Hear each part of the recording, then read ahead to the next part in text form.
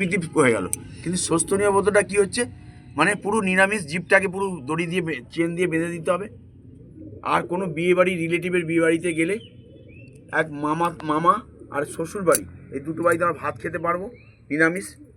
আর বাদবাকি বিয়েবাড়ি জন্মদিনে গেলে আমরা মিষ্টিটুকু খেতে পারবো, খেয়ে চলে অন্য নিয়ে আর খেতে পারবো না। আর কারোর বাড়িতে যদি যাই, তার যদি শোচনীয় না হয়, ব্রাহ্মণ হয়, তার হাতে হয়তো একটু চা খেতে পারবো, র চা। ব্রাহ্মণ যদি হয় তার বাড়িতে অন্ন খাওয়া যাবে না, অন্য বাড়িতে কোনো বন্ধু বান্ধবের বাড়িতে গেছি। আর যদি সে ব্রাহ্মণ হয়, অন্ন খেতে পারবো না, নিজে রান্না করে খেতে হবে। কিন্তু দুটো ভাত নিজে চাপিয়ে বসেই আলু সেদ্ধ ভাত খেতে হবে।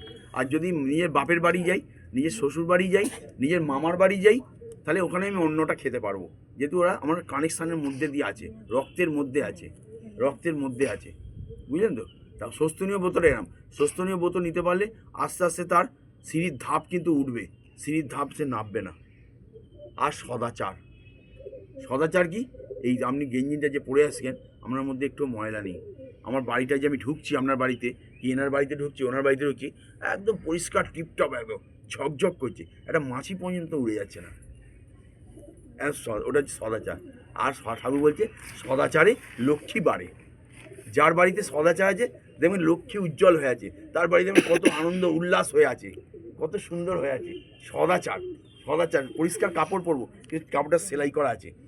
মা লক্ষ্মী বলছে, সত্যি আছে, মা লক্ষ্মী বলছে সেলাই করা থাক, কিন্তু কাপড়টা যেন কাঁচা থাকে।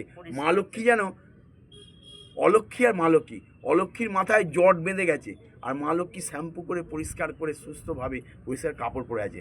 আর অলক্ষ্মী যখন বাড়িতে ঢুকছে, তখন কাপড় ছেঁড়া, কালো কাপড়, কালো দেখতে, তখন অলক্ষ্মী বাড়িতে ঢুকছে। আর মা লক্ষ্মী যখন বসে আছে বা ঢুকছে, মা লক্ষ্মী তো কারা করবে? বাড়ির বৌমারা করবে, বাড়ির মেয়েরাই করবে মা লক্ষ্মী, আর ছেলেরাও করবে তার সদাচারটা। পরিষ্কার জামা প্যান্ট সবসময় টিপটপ, বাড়ি সবসময় পরিষ্কার থাকবে, যেখানে জঞ্জাল জল পড়ে আছে পরিষ্কার করে দেবো, একদম সদাচার। ঠাকুর যেটা মানতেন, দেওঘরে যারা যারা গেছেন তারাই জানেন। একটা পিমড়ে করবে না, আর আপনাকে তো মাদুর তো দূরের কথা, আপনি বলবেন দাদু ওসব পাতাম মেঝেতে খেতে দিন। গোটা বিল্ডিংটাতে, গোটা আশ্রমটাতে, গোটা বাড়িটাতে, গোটা বাউন্ডারিতে বলুন দূর আমাকে মাটিতে খেতে দিন। পিমড়ে তো দূরের কথা, পিমড়ে পর্যন্ত গেটে ঢোকে না। পরিষ্কার করেছে, এটা হচ্ছে সদাচার। ঠিক 5টা ব্রত বলেছে। যজন জানলাম, চাজন বললাম, জানলো, ইষ্টিবীতি বললাম, 3টে হয়ে গেল। শোচনীয় 4টে, নিরামিষ খেলাম, খাবো সারা জীবন, ব্রতটা নিয়ে নিলে, এটাও ঋত্বিক দাদা দেয়। আর সদাচার 5টে, এই 5টা ব্রতে চলতে পারলে আপনি ঠাকুর আপনাকে চেন দিয়ে জড়িয়ে রাখবে। আর আপনার চিন্তা থাকবে না, আপনার ইন্স্যুরেন্স, লাইফ ইন্স্যুরেন্স থাকুক, আপনার ব্যাংকের টাকা থাকুক, আপনি ওইদিকে দরকার নেই আপনারা। উনিই ব্যাংক হয়ে গেলেন, উনি ইন্স্যুরেন্স, উনি সব কিছু আপনাকে দেবেন। এই 5টাই দিক। আর ঠাকুর বলছে আমি মানুষ চাই, আমি সাম্রাজ্য ছেড়ে দিই, মানুষ আইনি না পার, মানুষ নিয়ে আসুন, দীক্ষা দিতে হবে না। বল চ ঠাকুরের কথা শুনি, তোর ভালো লাগবে। দীক্ষা দরকার নেই, তুই দীক্ষা নিবি না, ওই ঠাকুরের কথা শুনে শুনে না তুই ঠাকুরের মতো হয়ে যাবি, ঠাকুরের মন এসে যাবে। আর তুই ঠাকুরকে চাইবি, ঠাকুর তোমার মতো মন দাও। তোমার মতো মন বলতে কিরাম একটু আগে বলে দিই, একটু সময়। ঠাকুর ছোটোবেলায় কিশোরবেলায় স্কুল থেকে আসছে হাফ প্যান্টের জামা পরে, মানে 4-এ পড়ে, ঠাকুর আসছে পাবনা জেলায়, ইনস্টিটিউট, পাবনা জেলা, বাংলাদেশ, হিমায়তপুর গ্রাম। ঠাকুর পাবনা জেলা ইনস্টিটিউট, পাবনা ইনস্টিটিউট স্কুলটার নাম। ঠাকুর আসছে 4-এ পড়ে, ছোটো বয়স, হাফ প্যান্টের জামা পরে, নীল প্যান্টের সাদা জামা। খুব বৃষ্টি, প্রচণ্ড বৃষ্টি, মুষলধারে বৃষ্টি। তার কাছে একটা খাবার প্লেট থাকতো ঠাকুরের কাছে, যেন তিনি শোচনীয়, অন্য জায়গায় কারো প্লেটে খেতে পারবেন না, ও একটা প্লেট থাকতো, খাবার প্লেট। এত বৃষ্টি, স্কুল ছুটি হয়ে গেছে, প্লেটটা মাথায় দিয়ে আসছে, হঠাৎ দেখছে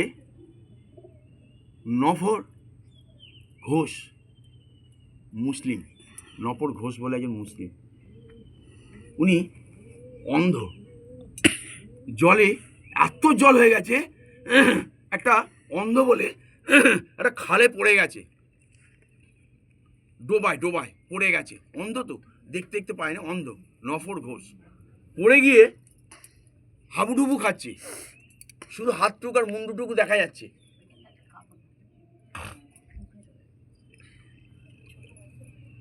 আজকে একটা কথা বলি বঞ্চ, আমরা হরে কৃষ্ণ করে উঠিয়ে দিই, কেননা রোদ এসে গেছে, খুব অসুবিধা হচ্ছে আমাদের। বলুন না, বলুন কেন বলছি বঞ্চ? যেটা বলছেন বলে এটা বলুন, এটা ভালো লাগে। হ্যাঁ ভালো লাগছে বলুন। জয়। রোদ্দুর লাগবে, আপনার একটা এখানটা দিয়ে দেবো।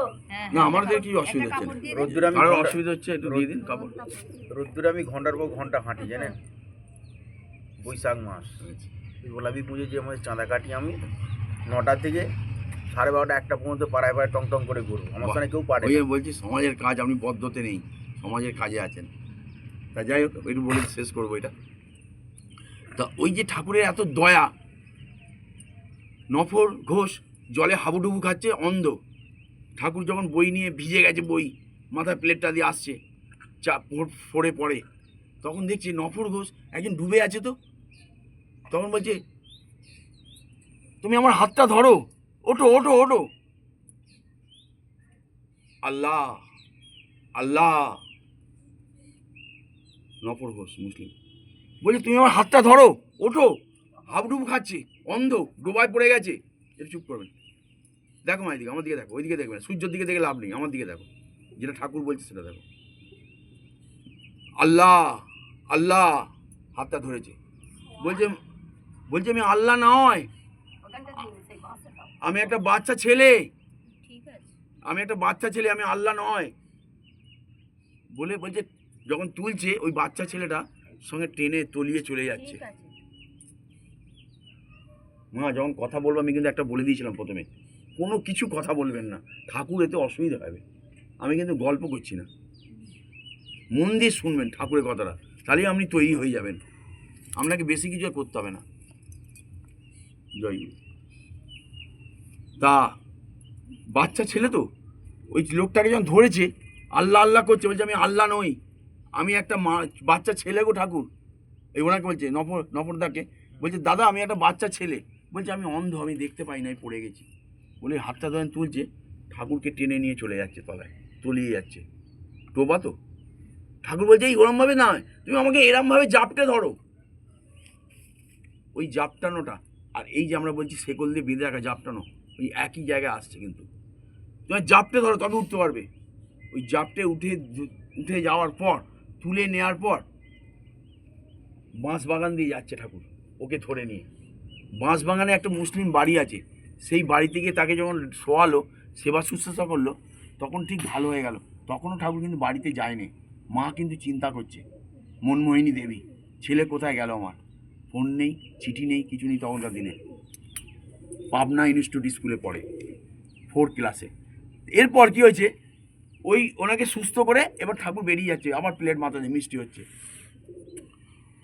হঠাৎ দেখছে বাঁশবাগানে যেতে যেতে একটা বাজ পাখি এসে তার কাঁধে বসেছে। বাজ পাখিটা যখনই কাঁধে এসে বসেছে, কত দয়া, আমরা কি করব, হ্যাঁ যা ঢিল মারবো, এ মারবো, চড়ে দেবো। দাঁড়িয়ে গেল ঠাকুর, বলছে উনি বলছে না, উনি আশ্রয় পায়নি, ওই জন্য আমার কাঁধে এসেছে, বৃষ্টি হচ্ছে, কোনো গাছে দাঁড়াতে পারছে না, ওই জন্য আমার কাঁধে এসে বসেছে। হাত বসে থাকুক, ওই বৃষ্টিতে ভিজছে উনি, আর ওকে বস করিয়ে রেখে দিয়েছে ওই বাজ পাখিটাকে। যাচ্ছে না বাঁশবাগান থেকে, যখনই সে বৃষ্টিটা থামতে উড়ে চলে গেল, তারপরে সে বাড়ি পৌঁছালো মায়ের কাছে।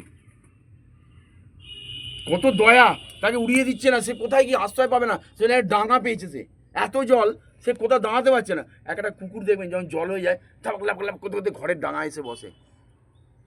পাখিরা এরাম এরাম এরাম করে, কোথায় বসবে, জীব মানে কাকচান হয়ে যায়, কোথায় গাছের পাতাতে এতে, সেরকম ওইখানে এসে বসে পড়েছে, এত জল হয়েছে, এত জল হয়েছে। ও কিন্তু আরে এরম উড়িয়ে দেয়নি, ও ভাবছে ঠাকুর কি দয়া, দেখুন তারই সন্তান, তারই জীব। বলছি কোথায় যাবে এই জীবটা, আমার সন্তান কোথায় যাবে, আমি যদি উড়িয়ে দিই আবার সে অন্য জায়গায় পড়ে যাবে, থাক বসে থাক। ও দাঁড়িয়ে আছে বৃষ্টিতে, ও কিন্তু বসে আছে। যখন সে বৃষ্টি থামতে উড়ে চলে গেল, মায়ের কাছে যখন যাচ্ছে বাড়িতে, মনমোহিনী দেবীর বাড়ি পাবনা জেলার হিমায়তপুর গ্রামে, বাড়িতে যখন ঢুকছে, বলছে মা মা মা, মা রেগে কাঁই, মনমোহিনী দেবী তুই আয় আজকে, মা তোমার দুটো গল্প বলবো। বলছি গল্প তো দূরের কথা, মা লাঠি দিয়ে তাকে পিটছে। মনমোহিনী দেবী, কোথায় গেলি এই বৃষ্টিতে? সব বাচ্চা স্কুলতেই চলে গেছে, কোথায় ছিলিস?